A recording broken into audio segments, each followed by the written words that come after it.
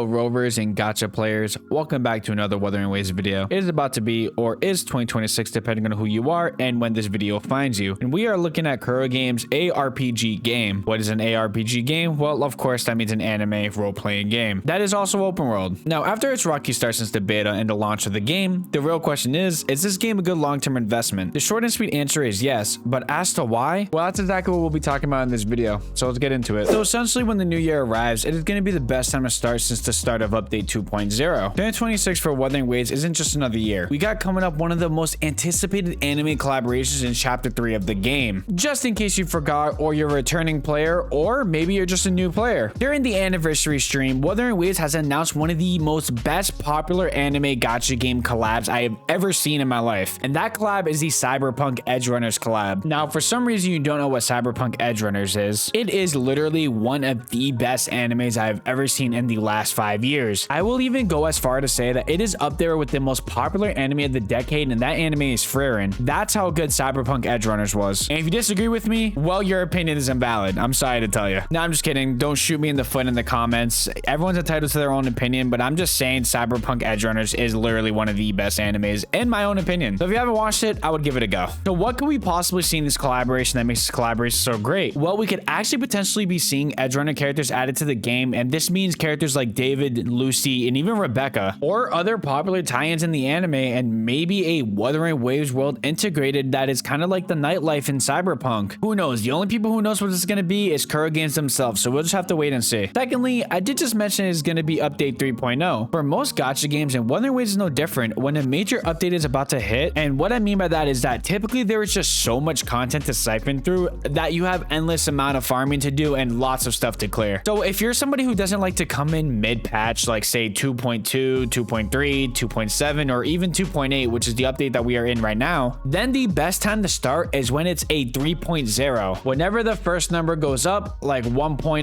2.0, or 3.0, and you get back to the second number being a 0, rule of thumb for a live service gacha game is that is the best time to start. Kuro Games is probably going to be releasing lots of content and free gacha summons that are going to be available to obtain because these updates are the most important updates besides the anniversary patch for the game. All in all, 2026 is going to be one of the best times to start because it's a fresh start for returning players, existing players, and even players who want to get into the game all in all. But stay with me a bit longer, we're going to unpack that to make it more than just a broad statement. Okay, so now I want to talk about the core gameplay and developer trust. If you're a new player or an existing player, why now? Why should you start playing the game now? We did just mention the new content drop, which is cool in every game, but what makes Wuthering Waves different? Well, in my point of view, it comes to the mechanics of the combat, the open world experience, and how free-to-play friendly the game is, and the trust in Kuro Games as a development team. All these things together make a great game to play, especially if it's live service. Now to start off, Wuthering Waves combat has its own undeniable identity. If you're in search for a gacha game that has a bit of skill involved over the gacha aspects, well, Wuthering Waves is that game. The entire game is clearable without the best gear and the best characters. Simply, if you decide to go more hardcore, mastering mechanics will actually bring you a lot further than having the best resonators in the game, which makes this game has its own skill ceiling, which makes the game much more enjoyable for those players who actually want to shoot to get better at the game in that aspect. If you are a Punishing Great Raven fan who is looking for an open world that has similarities to that type of game, then I would 100% give this game a go. Or if you are familiar with Punishing Great Raven, but the whole open world thing that they don't have doesn't really, do it for you, just know Wuthering Waves is there, and it's also a free game to play, so why not give it a try? However, there is one thing that you have to understand about this game and other gacha games. If you are a player who does plan on coming to this game free to play, which I do not argue, if you do want to do that, actually come in and do that. It's actually really playable as a free to play player. However, if someone you know, like a friend, family member, or somebody you know online decides to spend money on the game, they will always have a better shot at getting a limited time weapon or a resonator than you do because you are free to play. Unless if your luck as a free to play player decides that you are built different and you don't deserve that kind of treatment, so the gacha game will give you multiple resonators in a lineup when you're pulling for characters. However, that's only a very few amount of players. I've been playing gacha games for 2 years now. Have I ever gone a multi?